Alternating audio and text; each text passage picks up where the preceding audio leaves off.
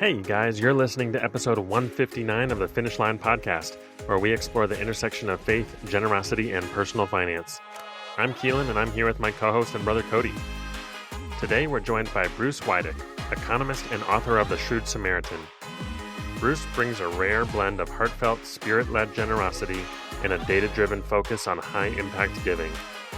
Together, we'll explore how followers of Jesus can love our neighbors with wisdom, investing resources in ways that truly change lives for the kingdom. Bruce shares stories from his research and his own journey of faith, reminding us that generosity isn't just about good intentions, but about stewarding God's gifts so that they bear lasting fruit. Before we get started, we spent years speaking to and learning from some of the most passionate givers and leaders in the world. We've distilled down some of the most impactful frameworks, strategies, and tools into short weekly emails that leave you with practical ways you can take your generosity journey to the next level. If you aren't on the list already, you can sign up for free at finishlinepledge.com. And with that, let's get started.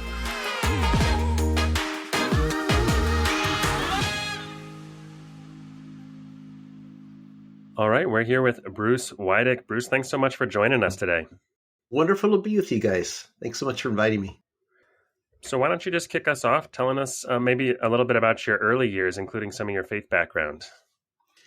Gosh, well, I became a Christian late in high school and then in Davis, California, where we actually just moved back to a year ago.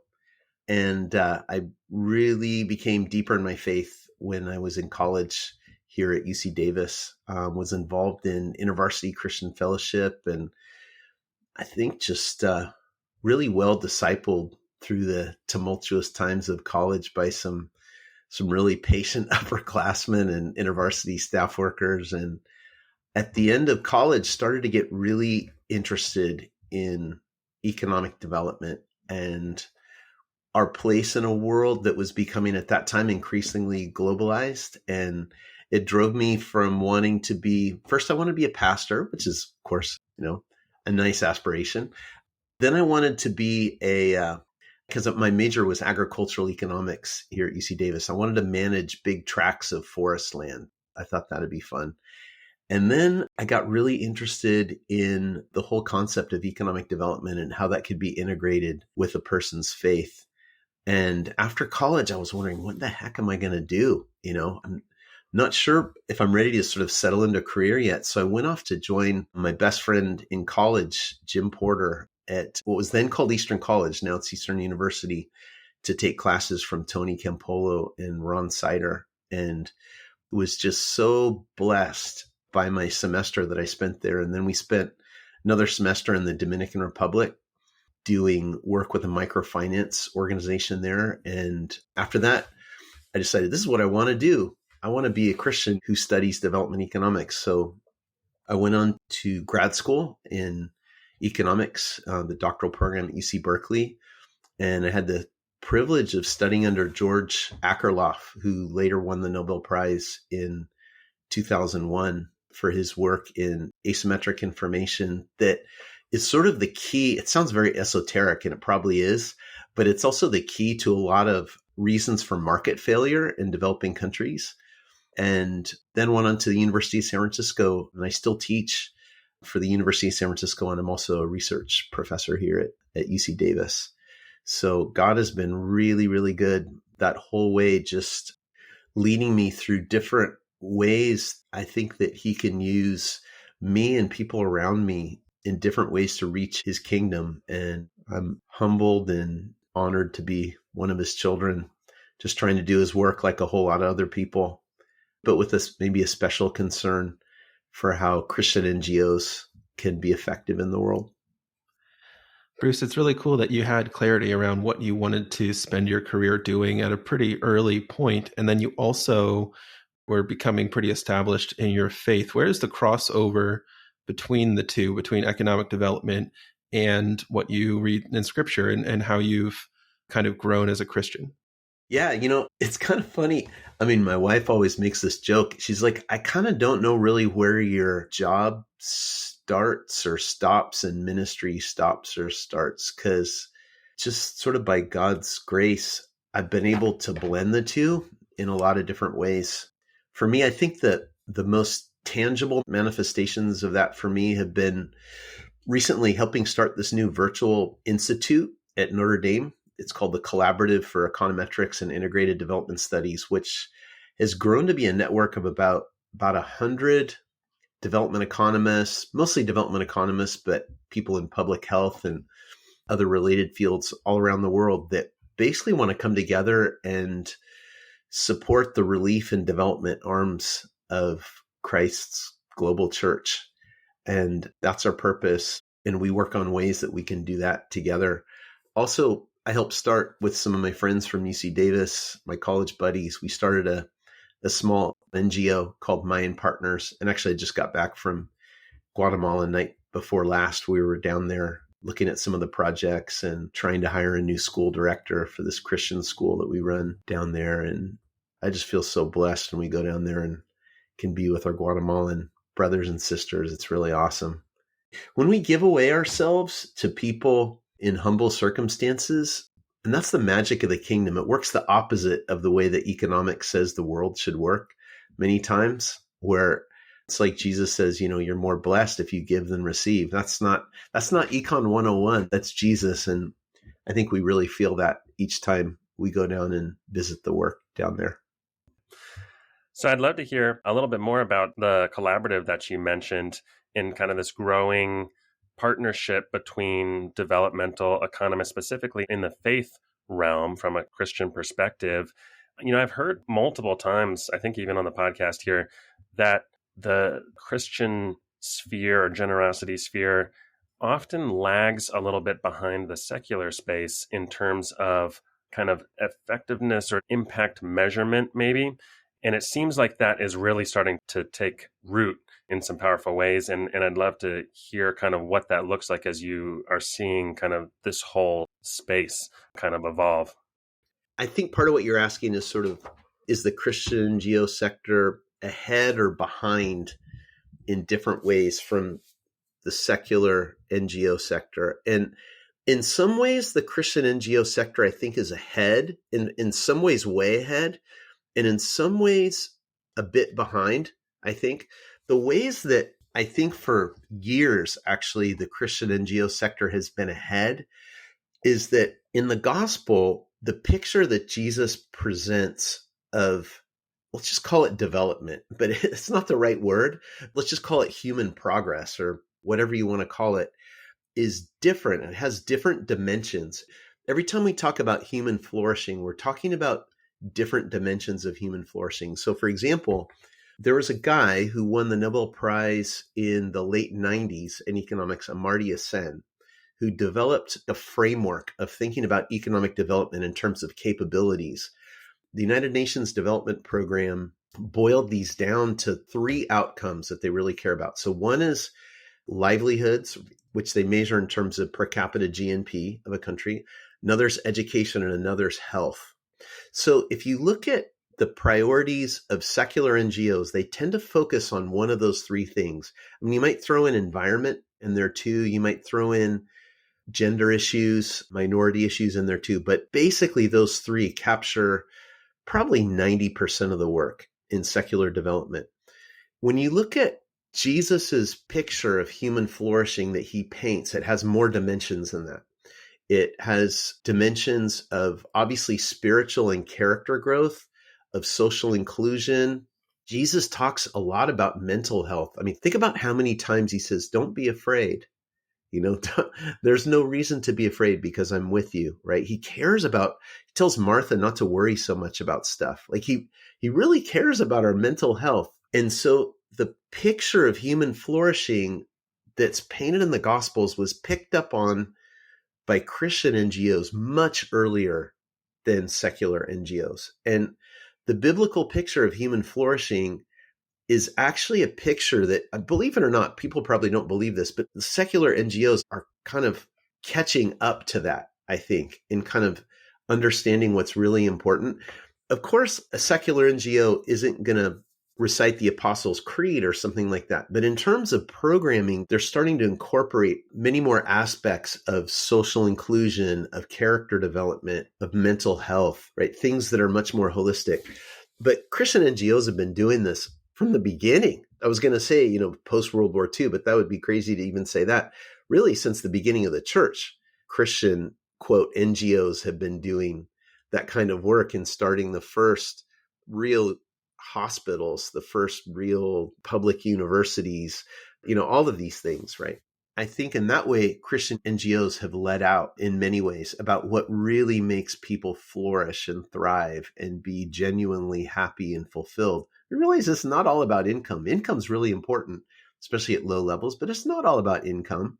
It's not all about education or health. But we're all about income, education, and health. And Nazi Germany would have been at the peak of development. And nobody considers that to be the epitome of human flourishing, right? It's much deeper than that. What people consider to be good and true human progress is much deeper. And so I think that Christian NGOs are ahead on that score. But I think that also the Christian NGOs are a little, or have been at least, maybe even significantly behind in terms of impact measurement, or actually really reflecting on what they've done. And I think the reason for that is because you get a little bit of something like this.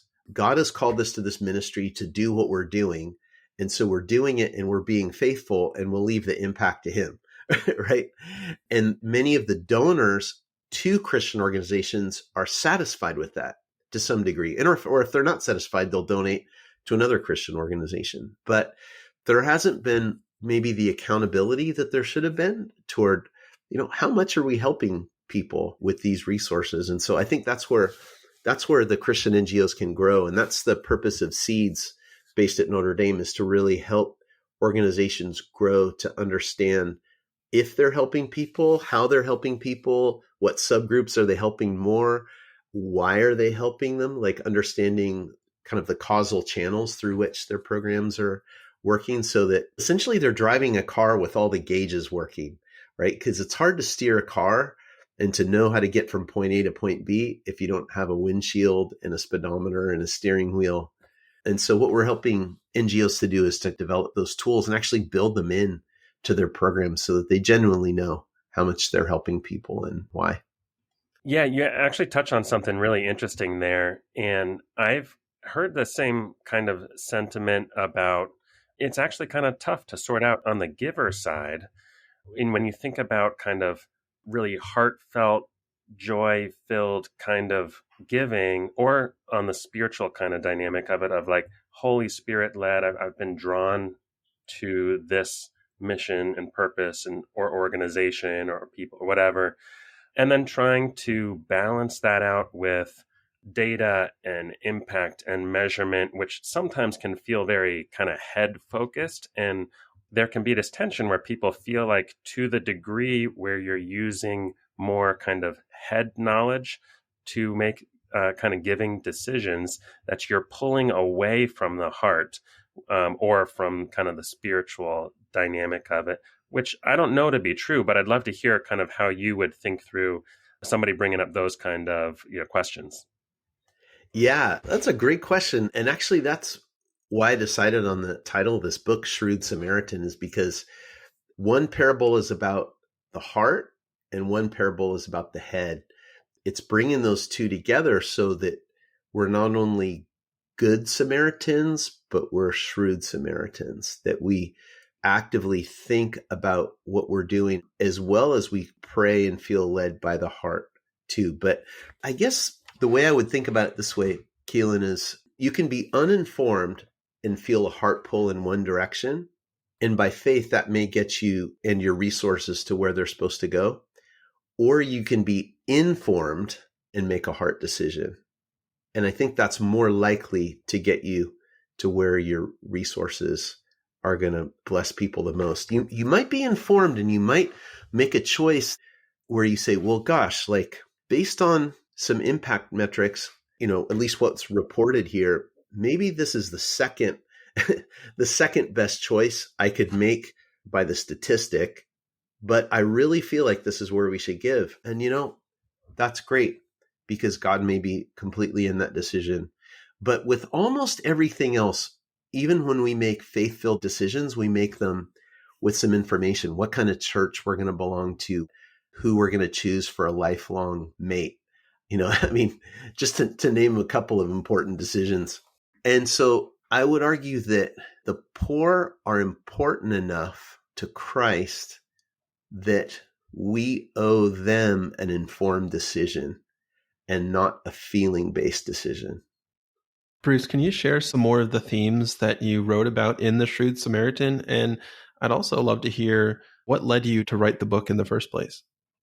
I think what led me to write the book in the first place was the gap that we just talked about, that I began to sense after working with a couple of leading Christian organizations, that seeing this amazing work that was going on in academia, pioneering the use of randomized controlled trials and quasi-experimental methods in development economics. And so in the scientific and academic world, all this progress happening in the span of 20 years that allowed for really rigorous evaluation of development programs and policies and interventions. And then seeing the faith-based, specifically Christian NGO world only able to very slowly absorb that knowledge made me think that, well, I think there's room here for work that tries to bridge that gap. Maybe I and some of my co-authors, especially some of the people that I now work with at CEIDS, can be the bridge. And I think I've especially felt that in recent years as Nobel Prizes are sort of being won, like in 2019 for randomized controlled trials in development economics, and then 2021 for quasi-experimental methods. We offer this new course that's like an 11-month course called Social Impact Analytics that is developed by CEIDS at Notre Dame, but it's offered at the University of San Francisco. And we're just in our first cohort this year in 2025. And oh my gosh, it is so wonderful to have 28 students all around the world in 16 different countries working for NGOs like Compassion and Children of the Nations and International Care Ministries. And these guys are in country and they're taking this course. And I can see it just sort of week by week, even with these guys, that gap is being bridged so that now these guys have the tools to convey information about how much these ministries are helping people to the decision makers, the people that are making decisions. Yeah, I want to come back to a couple things you mentioned there. But before that, I was hoping you could tell us a little bit more about the heart progression that you identified early on in the book, which I thought was really helpful as we think through how we give. So maybe you can flesh that out a little bit, and also how people move along that spectrum in terms of how we think about giving and generosity. Yeah, we're all somewhere along the spectrum, The spectrum is what I call the 6 I's. The first I is ignorance. Like most of us, when we're young, we don't really know anything about other countries, or especially if we're growing up in sort of the American middle or upper middle class, we have very, very little exposure to real sort of desperate want. We're ignorant of those things.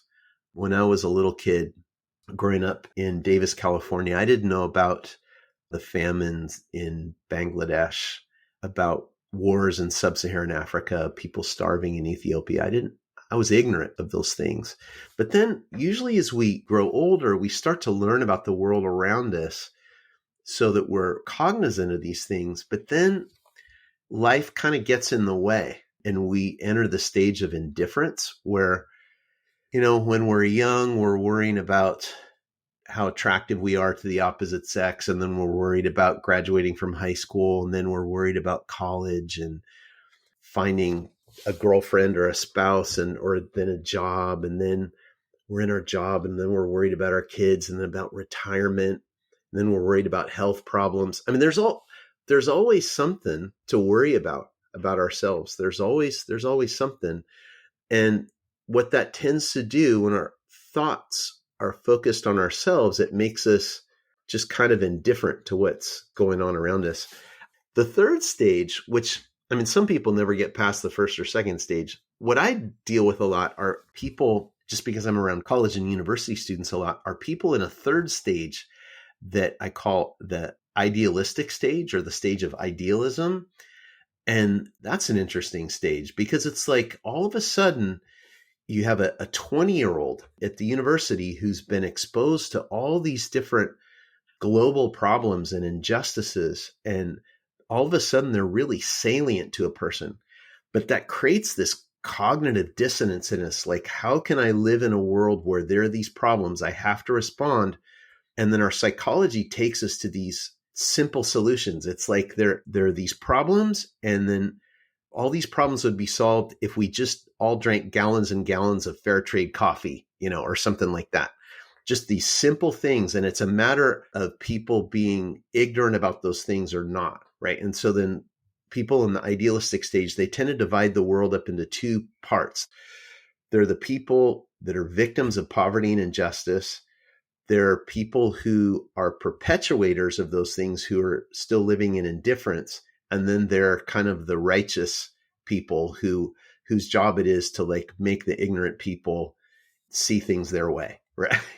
And usually it almost involves some kind of super oversimplification of reality, and often a prescription that's not on, that has very little scientific or any kind of serious evidence that it's the effective thing to do. I mean, a typical example of idealism is banning sweatshops is one that a lot of economics professors pick on a lot. Every country's gone through a sweatshop phase. Very few haven't that are upper income countries now. And it's not a particularly nice phase for a country to go through.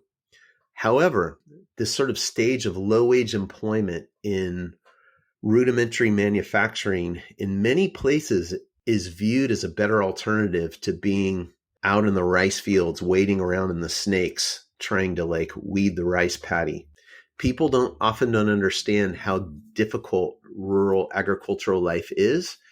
And so they come down really hard on sweatshops, which we should if they're violating human rights conditions. But low wages in and of themselves are not necessarily a reason to want to impose a worldwide ban on sweatshops, because often what this does is throw people out of employment who are choosing the best option that they have.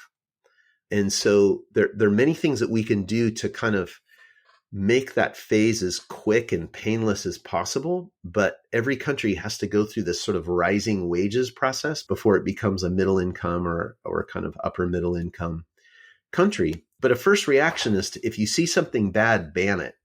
And even, for example, child labor, which I certainly do not advocate at all, but sometimes it's a survival mechanism for certain families that are faced with incredibly difficult circumstances. And it's a way for the family unit to survive. And so we need to be really careful about what we advocate and what we don't. And so in the idealism phase, sometimes we advocate change out of gut reactions to things that are abhorrent to us. Whereas the next phase is a phase more of investigation and then of introspection, where we actually step back and we decide it's not time for us to blow our horn so much as it's time for us to learn and to go places and listen to people about their concern, and to read and maybe even like take some classes that are difficult so that we can learn to, if we're really interested, to learn to read what good science has taught us about what really helps people rather than what makes us just kind of feel better about ourselves. So people, I think, on the next phase kind of go through this investigation and introspection phase. And the introspection phase is also predominantly about like, what is my role? And as a Christian, like, what is the role that God has placed me in? And I think this is a really healthy place for people to be, where they're just super open to what Christ has for their lives and the place that he has for them in the world. Because it's not about one person saving the world. It's about one person listening to God and his calling on our lives to serve where he wants us to serve.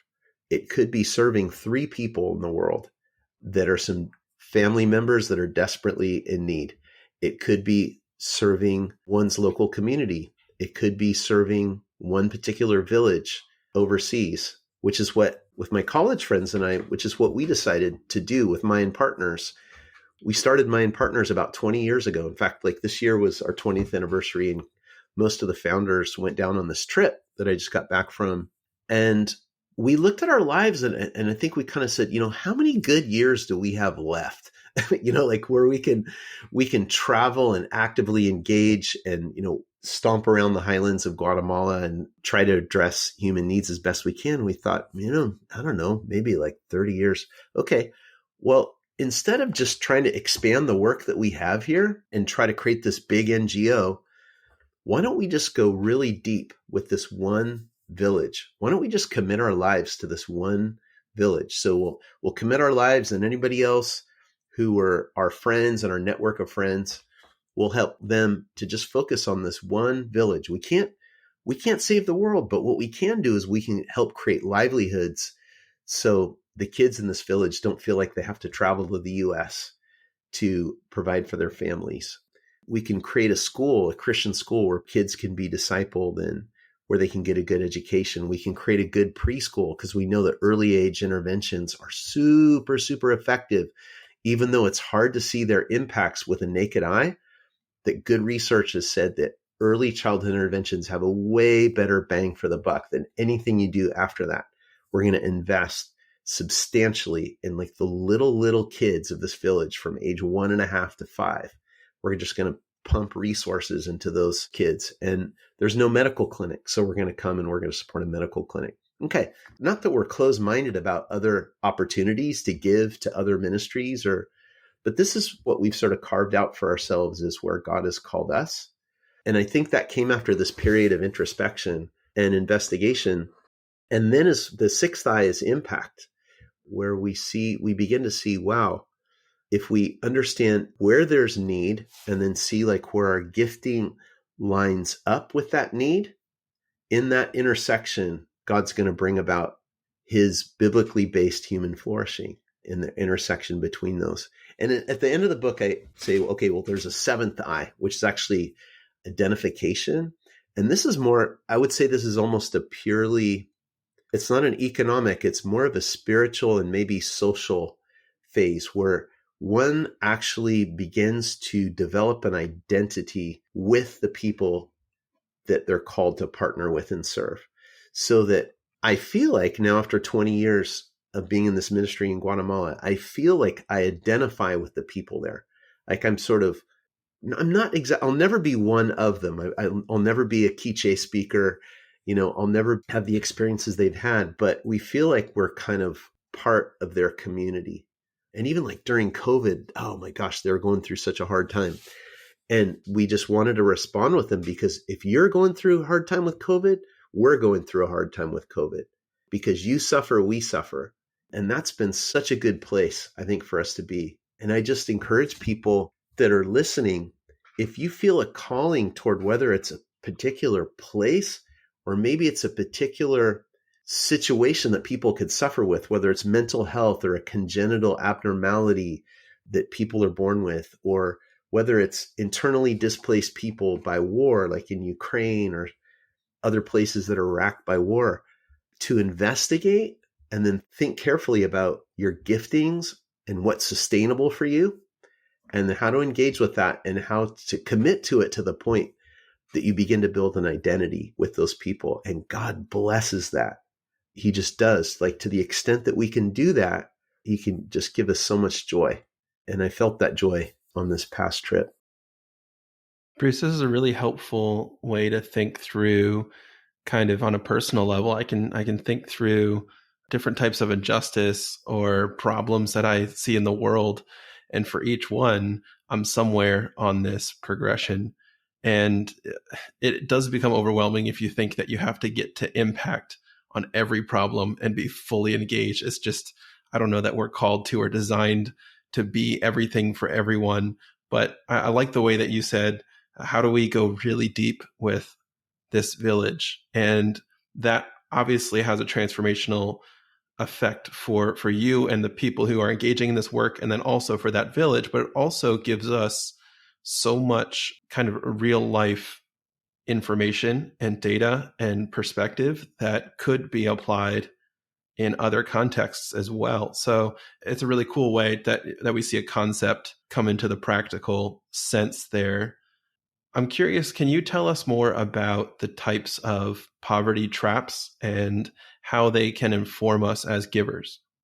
One of the things that's been helpful to me being a development economist is to be able to, like a physician, when somebody walks into a physician's office, the physician will diagnose the patient and ask a bunch of questions and learn about what's wrong. They'll diagnose and they'll recommend a treatment. Development economics is kind of similar in some ways. It's a discipline that realizes that unless you understand exactly what the issues are, or like as economists say, we'll say like the binding constraints are for people, for human flourishing, it's very hard to know what to do. It's very hard to introduce the wrong thing. So there's some traps, for example, that are more individually based, like a savings trap, where let's suppose that the subsistence needs of a family are 500 pesos and the family earns 505 pesos every month or whatever the period is that we're talking about. The fact that all of income needs to go to meet consumption needs means that there's no income for saving. And so development happens through capital accumulation. That's really the only way, both physical capital and also what economists call human capital or skills. And both of those involve saving and investment. So if a family doesn't have any money to save, like if they need to use all their resources to meet consumption needs, they both can't save to invest in, say, more land or more capital. Maybe they can't even afford to invest in their children by sending them to school because there's an opportunity cost for that, which is like work in the field. So that's one type of trap that people can enter into. And kind of related to it is a borrowing trap where people don't have enough assets, so they can't collateralize loans. But the people who need the loans most are people who can't collateralize loans. So the rich get richer and the poor get poorer because the rich can borrow, but the poor don't have any leverage to borrow off of. You can have health traps where somebody is sick. Because they're sick, they can't work much. Because they can't work much, they can't earn much income, so they can't pay for health expenses. And so that's another vicious cycle. And it's important for people to understand that these traps exist, because once you're in one, it's very difficult to climb out of it because the state of being in that situation prevents you from getting out of the situation. They can also be collective where, for example, with education, in this rural village in Guatemala that we work with, we took a survey of the roughly 3,000 people that live in the village a few years ago. The average education for adult women is 2 years, and the average education for adult men is 3 years. So second grade and third grade. So why do we struggle to get kids to come to our middle school? Well, there's not a whole lot of employment there for people with higher levels of education. Why? Because there aren't a lot of people there with higher levels of education. I mean, how many times have you seen somebody with a third grade education hire somebody with a master's degree? Not very often. So in economics, we call that a coordination failure or a development trap that's sort of based on an equilibrium where everybody's choosing a kind of this lower level outcome. And then you have other equilibria, like in the San Francisco Bay Area, where many people have these really high levels of education. You have technological progress, and that induces more people to become educated because there are jobs for people with education, and that's a virtuous cycle. Not as far as traffic is concerned in the Bay Area. That's another vicious cycle, but you can kind of see how that works. And so for people to say like, oh, the poor just need to work harder or something like that, I mean, it's just not the way it is. There is no lack of work ethic in almost any country of the world. It's that some countries have found their way through establishing good institutions and other things to find themselves in these virtuous cycles, and then other countries have not, often through historical, I won't say accidents because I believe in providence, but things didn't go the right way 200 years ago. And so countries end up in these different equilibria or these different traps. And so it often takes a helping hand to get out of a trap, just like we all know. I mean, those of us who've ever been stuck in a physical trap somewhere know that it takes somebody to help us out of the trap. And economics works the same way. Yeah, that's fascinating. And I can think through a couple scenarios of how ministries that I've been involved with or aware of have tried to kind of break into one or more of those cycles in order to try to make things different in some way or provide a way out. related to that, you mentioned earlier about some of the different ways that we can evaluate whether interventions are working or not. I think you specifically mentioned randomized control trials and quasi-experimental designs.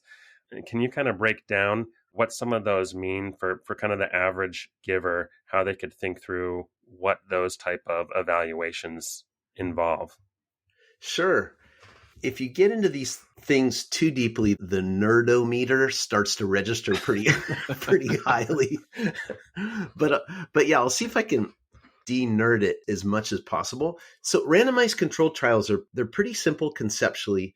If people remember during COVID, when the virus was running around the world and we needed a vaccine, the folks at the pharmaceutical companies did a test with, I believe this one was with the Pfizer vaccine, where it was a group of, if I remember correctly, 20,000 people. 10,000 were injected with this trial vaccine, this trial COVID vaccine. 10,000 people were injected with a placebo, meaning like, I don't know what they were injected with, but it was supposed to be neutral, and hopefully it was. And so they didn't get anything, but then 10,000 people got the COVID vaccine. And then they looked at cases and deaths in those 20,000 people. So these generous people who volunteered for this vaccine told us whether this vaccine was going to work based on how many cases there were in the 10,000 that got the vaccine and how many cases there were in the 10,000 that didn't. And the difference between them was the effectiveness of the vaccine.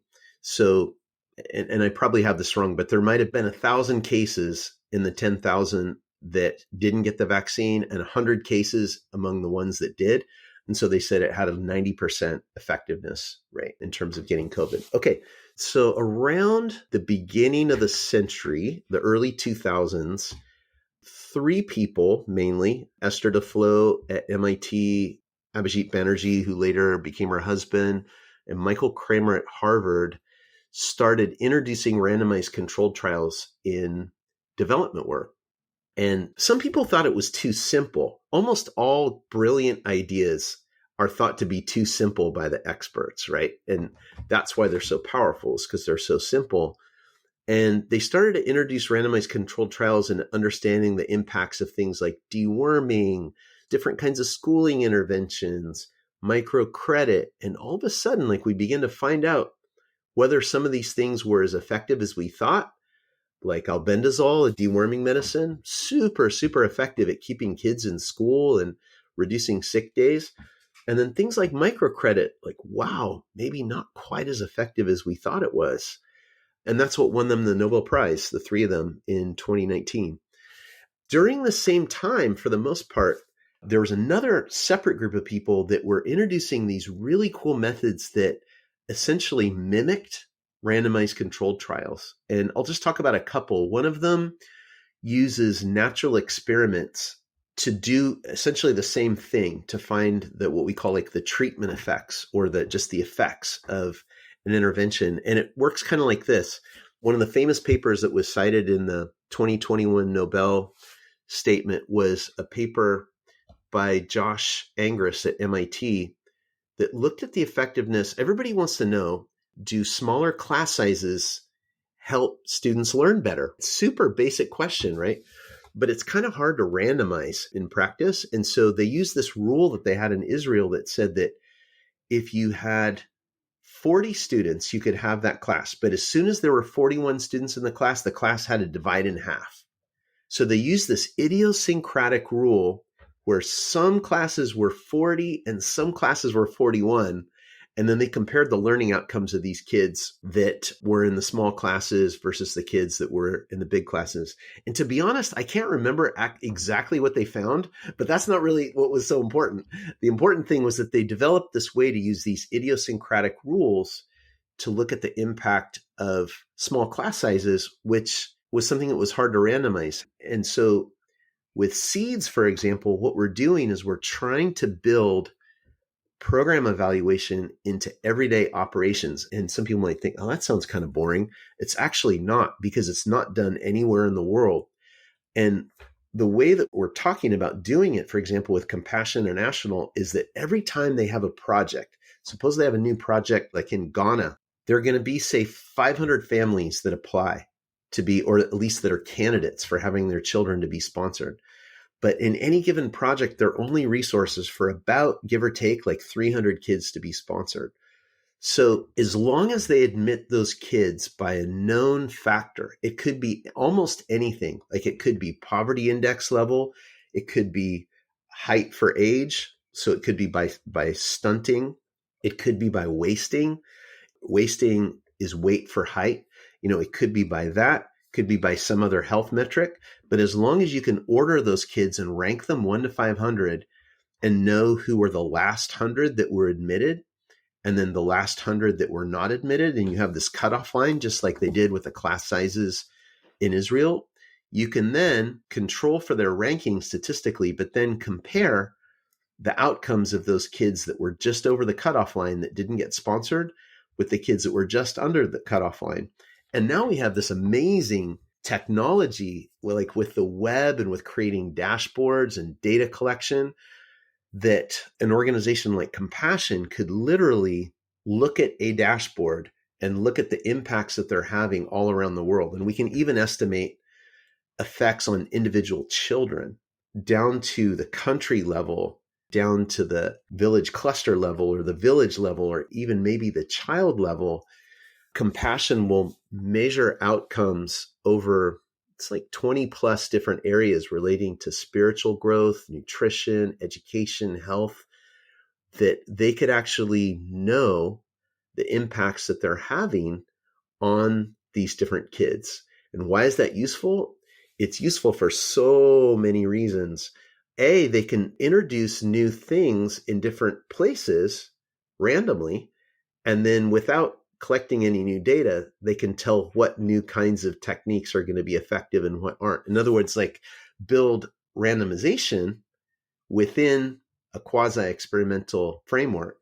They can also work with researchers that can help them use this data to publish papers and things like that, showing that beyond any reasonable doubt, they're having impact X on these kids, right? Which is super great for like honest fundraising that's not built on stories and anecdotes and outliers and stuff like that, which unfortunately many things are still today, but rather just on facts. Like, this is what we're doing. This is what we're achieving with these kids.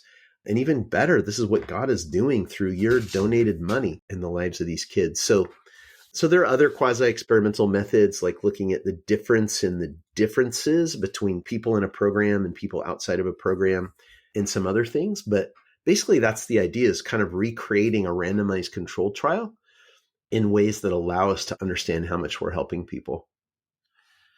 I'm really grateful that people are doing this work and thinking about, are the activities and the inputs and the things that we can point to as like the work being done, is it having the result that we expect or desire to have? And I'm thinking through, it's actually fairly complex in all of the different NGOs doing a wide variety of types of work. It's got to be expensive to carry out all of these processes and to adopt the dashboards and have people paying attention to these things. And it seems like there's a huge opportunity there for growth. I imagine probably most organizations don't have a fully developed program in this way, but I'm thinking for those who do, how can givers start to access some of this information, understand, like you said, we want to pair the information with the heart. How do we do that well as givers? I try to do that in the book with scientific evidence that is up to date as far as the book is. What you're describing, I think, is something that we aspire to building with organizations, but secular or faith-based, no organization has the kind of impact metrics that are really scientifically credible in the way that you're describing. I mean, generally, the best way for a giver to understand what's helpful is, maybe, let's suppose that they're interested in health, for example, is really to go on the web. And actually, AI is really useful in this context. And this isn't something that people probably have done very much before, but even going on Copilot or Gemini or Chat GPT and saying, I'm a Christian giver who's interested in giving to the most impactful interventions that are carried out by Christian organizations. Can you suggest some organizations that are doing work where evidence is backed up by science, and give me citations on papers that provide backup evidence for the work of these organizations? And you know what? It will do that. It will do that for you. And I don't mean that as a punt, like an evasive thing. It will do that, and it will do it pretty well.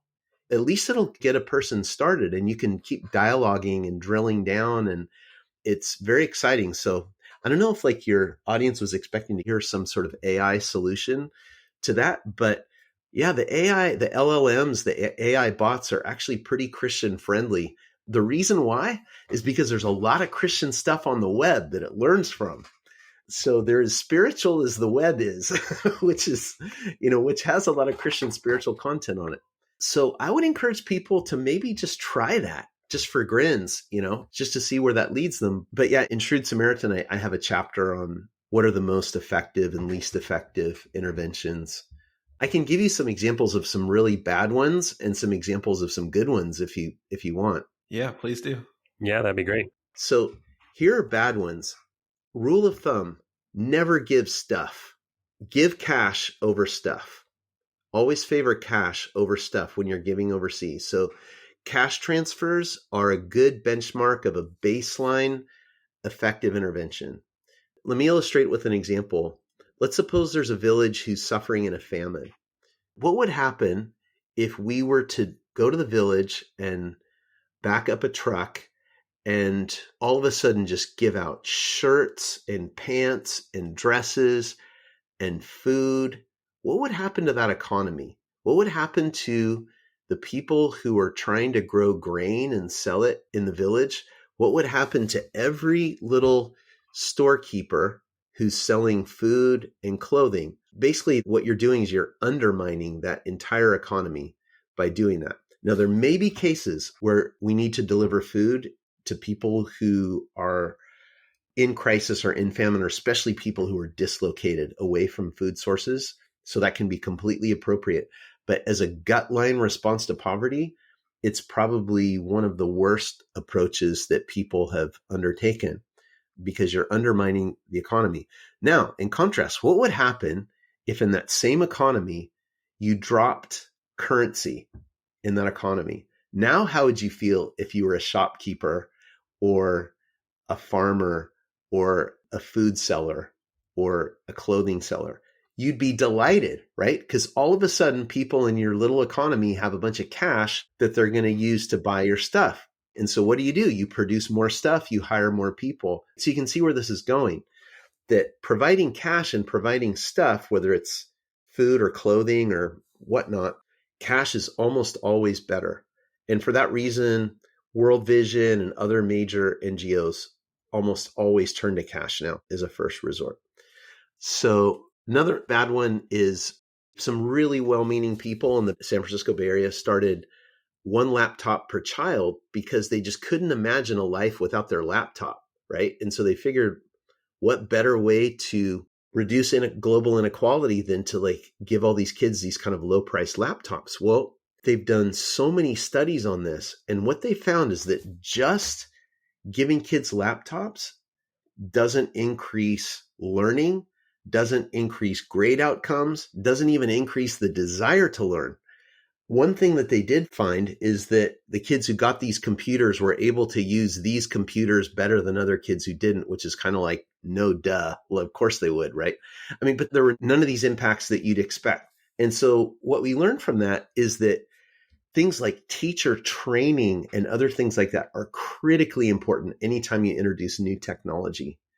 But doling out laptops and stuff, such a waste of resources. I mean, and there are a lot of downsides from it too, video games and pornography and all this stuff. So we need to be much more careful than doing things like that. On the other side, what are some really effective interventions? Number one is probably low-cost preventative health interventions, like just as a class of interventions. And Keelan, you're probably, as a physician, you're probably happy to hear this. I suppose, and probably know it already, that vaccinations against some of the diseases that are still prevalent in, say, places like sub-Saharan Africa or South Asia, they're cheap, they're super effective, they prevent a ton of suffering. It's really hard to get sort of a higher bang for the buck than investing in that, which is why like foundations like the Gates Foundation are just, for years have been all in on things like vaccines and mosquito bed nets for preventing malaria and things like that. Probably next up is early childhood intervention. So I mentioned this before as a motive for why we adopted this preschool in Guatemala. So basically it works like this. The earlier you intervene in a child's life, and that really includes, from what the science says, right after conception, not after they're born, but after conception, the earlier you intervene in a child's life, the more impactful it is.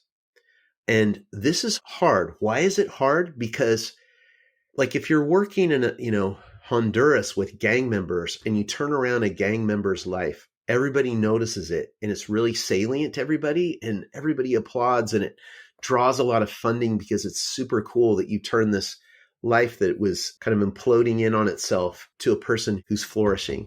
The thing is, like when you do these very patient, very deliberate, very kind of non-salient interventions with like prenatal interventions with moms to keep moms well-nourished, low stress, babies are born that are more healthy. And then that time after they're born until, we don't exactly know. There's probably no exact age that you can say where the cutoff is, but let's say 3, that age between 0 to 3 is essentially like when our brains get programmed to respond. Like it sort of programs our natural responses to the world, what happens to us between those years. And so if kids are raised in a secure, nutritious environment where they have lots of adults that are constantly holding them and cuddling them and smiling at them and interacting with them and reading to them and playing and teaching socio-emotional skills and boundaries, those kids are so much more likely as adults to be flourishing in almost every way you can imagine than kids who have the opposite of that. Stressful environments, poorly nourished, no boundaries, not interacted with much. And the crazy thing, you guys, is that even at age 6 or 5 or 6, it's hard for the data sometimes to pick it up. But what happens is once kids leave adolescence, all of a sudden that stuff that they were programmed with from age 0 to 3 and even prenatal, like their prenatal environment, all of a sudden, for who knows what reason, it all kicks in. And their responses to people in being trustworthy and trusting and all these, what social scientists call socio-emotional skills, they all of a sudden, they just start to blossom.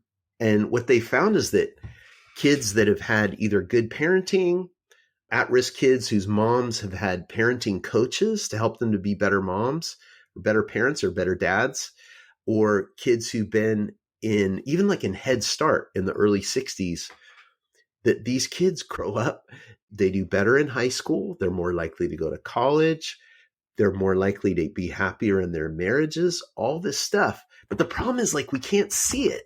And this is the frustrating thing is like you can't really see it happening like you can when the gang member gets saved or something like that. And so more funding goes to that than this other thing. So that's number 2. In terms of effective interventions, is this early childhood stuff is really, really important. Third and last are holistic interventions. So a lot of times the poor will have multiple constraints. In other words, like there's malnourishment in the household, there's a lack of education in the household, there's a lack of cash in the household, there's a lack of assets in the household. Also, there's a lack of aspiration or ability to envision pathways out of poverty, or a sense of agency or self-efficacy. Like all of these things, don't think of poverty as one fence. Think of it as like 10 fences that are around a person. So an NGO might come in and go, oh my gosh, we did an amazing job of removing one fence. And there's still 9 fences left. And so what's needed is a holistic intervention that removes hopefully all of the fences. So then their release from poverty. And so this kind of intervention was studied. BRAC, which is the largest development NGO in the world, the Bangladesh Rural Advancement Committee, implemented this poverty graduation program that has all these components like a life coach, a cash transfer, an animal donation, school fees, like all of these things, nutritional counseling. And a few years ago, an article came out in Science where they had tested it in 7 different countries. And in every country, they found it to be successful. The funny thing is that Christian organizations have been doing this kind of thing forever, and then so when we evaluate a program like I was involved with evaluating the Compassion International child sponsorship program, which is similar to that in its holisticness. And we found it was an incredibly impactful program in every phase of life, right? But I think the Christian NGOs have been doing this for a long time. It's just that I think only recently people have seen, oh yeah, that's really effective. People are a lot more multidimensional than just like giving them education or microcredit or something like that. So I think lastly, these holistic interventions I think are really, really important and effective. Yeah, that's super helpful. I wish we could spend just another hour just fleshing through all the different interventions that you've seen or studied and, to kind of break down each one and how it works or doesn't work. There's so much depth, even in just the couple examples that you've shared. But, as we get to the end of the episode, I'd love to hear what you're most excited about coming on the horizon over the next 5 or 10 years. I'm really, really excited about this idea of building program evaluation into the routine operations of NGOs. I'm really, really excited about this because I think it has the possibility to be just an absolute game changer in the quality of the work that NGOs do broadly, and also for donors to actually be able to have hard evidence of impact and to make their decisions not based on like marketing so much as just as being able to gather information about what's effective. And so I'm very excited about that. Well, Bruce, as we wrap up our time together, I want to leave some space for our manager's minute. And this is how we end every episode, with a practical tip or action that our listeners can take to step into their role as stewards and manage God's wealth wisely. Bruce, do you have a suggestion for our listeners today? I do. I'm so excited about this study that's just coming out for publication that was with a project that we did with Hope Walks, which is a Christian NGO that provides clubfoot interventions for kids in low-income countries. And I don't know if your listeners are familiar with clubfoot, but it's a congenital abnormality of the feet that prevents kids from walking normally or sometimes walking at all. There's an intervention called the Ponseti treatment that's super effective. It's low cost. People have had it in the United States that have gone on to be like world-class athletes like Mia Hamm and Troy Aikman and Christy Yamaguchi. I mean, so it's really, really effective. But if you don't get it in poor households in low-income countries, often these people are relegated to just sort of sitting in a back room in a house somewhere because their family's ashamed of them. In some places, when they see a person like that, they think that the family was cursed, that they did something wrong, kind of like the biblical blind man in the Gospels. So we did this study with Hope Walks and found that this intervention, when it's done before age 1, is so impactful on the lives of these guys that have it. It nearly completely restores mobility. The impact on social inclusion is so negative with untreated clubfoot, and we did the study in Ethiopia, that we found one of the biggest impacts on social inclusion. Like all of a sudden, these people are like re-included into society. The impact on mental health from clubfoot status is so horrible, but then having this intervention essentially restores their mental health to being the same as everybody else. Spiritually, we think of spiritual interventions as being things like where we teach people about Jesus, but we don't really think, gosh, maybe there's some people that just either can't get to church or their family doesn't want to bring them or can't bring them to church or to youth group or something like that. We found huge spiritual impacts from this clubfoot intervention, even though it doesn't have like a directly spiritual intervention attached to it. It just allows these kids to participate in their faith communities, which we see in the data has this really big impact on spiritual outcomes. This intervention costs $500. If you have $500, I can guarantee you, and I will guarantee it with this article that we have coming out in Health Economics, it's a leading field journal in economics, that this will transform a life. It will turn a life from somebody who's relegated to these dusty back rooms into somebody who's able to function normally into society, essentially 100% guaranteed. All that's separating that person from those two statuses is your $500. And so I would encourage you to go on to Hope Walk. And I'm not paid by Hope Walks, by the way. I'm just the message boy and the researcher. I would encourage you to just Google Hope Walks, go on their website. If you donate $500, you will transform a life. And so that's what I'd like to leave people with. Yeah, that's a great suggestion. And coming from somebody like yourself, I know that means a lot.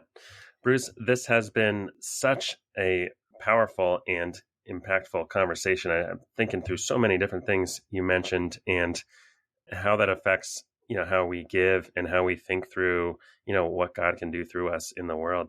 Thank you so much for being with us and for, sharing all that you do to help kind of elevate the NGO community and the generosity community. Oh, thank you so much, Keelan, Cody. Such a pleasure to be with you guys, and I hope we can do this again sometime. Hey, thanks so much for listening to the show, guys. If you want to find any references or links from today's show, you can always find them in our show notes at finishlinepledge.com/episode 159. Before we finish up, I have a quick question for you. Have you ever stopped to answer the question, how much is enough? A financial finish line is designed to help you do just that. Our 90-day Finish Line Pledge breaks down the process into 3 easy steps. Step 1, define how much is enough for you and your family to spend in a single month and use that as your monthly spending budget for 90 days. Step 2, as God provides money to manage, set aside any margin outside of your finish line into a separate bank account. And step 3, after 90 days, explore the million ways you can use the margin you've set aside to create joy, purpose, and impact in God's kingdom. Want to learn more? Check out our website at finishlinepledge.com. That's all we have for today. We'll see you next time.